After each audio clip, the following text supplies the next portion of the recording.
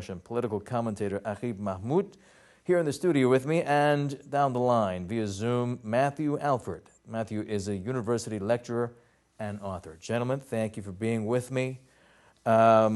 Let's go straight to the first question, as we definitely do every single time. And that I want to talk about the media coverage, because Matthew is a lecturer on media studies at Bath University. Aqib, I would like to start with you, and that is, how do you think the media has dealt with the Israeli aggression against Iran, joined, of course, by the United States, from the beginning up until now? Well, I think if we want to talk about the beginning is where they started the genocide in Gaza. And we can see the double standards in the media, especially in the Western media, where they don't refer to the genocide in Gaza as what it is, a genocide. They refer to it as a war or a conflict between two equal opposing sides, which is simply not a fact.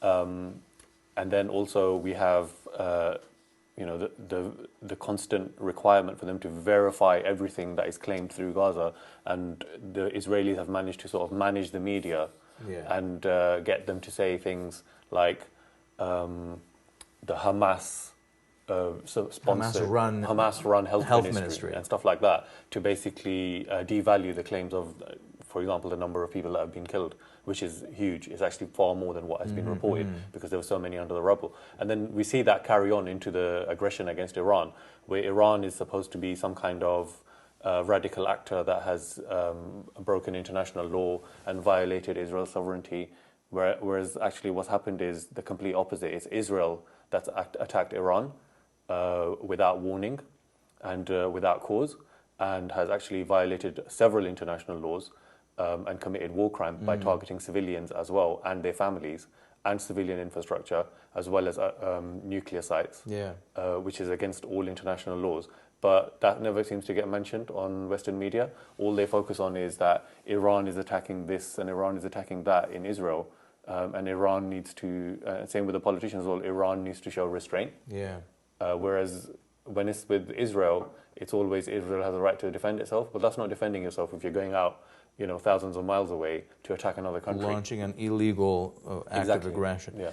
Matthew, same question to you. One of the high-profile individuals that's been calling it a genocide in Gaza since day one, I would say, is Francesca Albanese, the UN Special Rapporteur for the occupied Palestinian territories.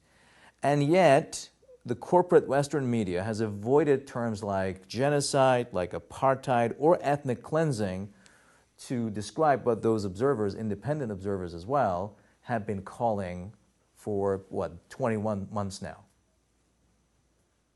Yeah, good to see you again, Saeed. There was actually a report out today, not from Gazan sources, not from Hamas sources, but from Israeli sources, reported in Haaretz, which said that the number of dead in Gaza was 100,000, which is double, really, what the so-called Hamas-run health ministry has been talking about. They said that I think about 75% of the deaths were violent deaths. So they're obviously massively, even now, underestimating, on this latest report, underestimating indirect deaths.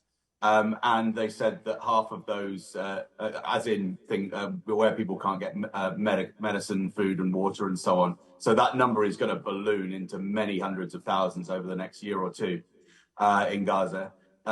So to me, I think the idea that this is a genocide is, of course it is. And I think that's really one of the things that I'd like British audiences to really understand is that, if this was a kind of tit for tat war where there are equal, comparable casualties, then at least you could see the point, you could see the argument.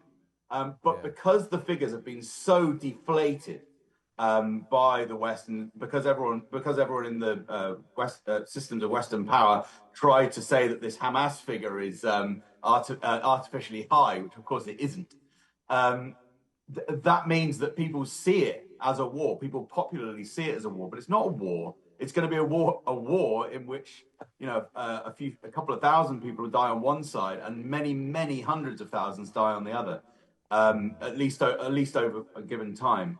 So I think that it is fair to say that it's a genocide. I don't know whether under international law it would have counted as a genocide on day one, on October the 8th, as the UN rapporteur has said. But you know, I'm not a legal scholar in that regard. But certainly, by the time we first spoke, I think in October or November of 2003, I seem to remember in the studio.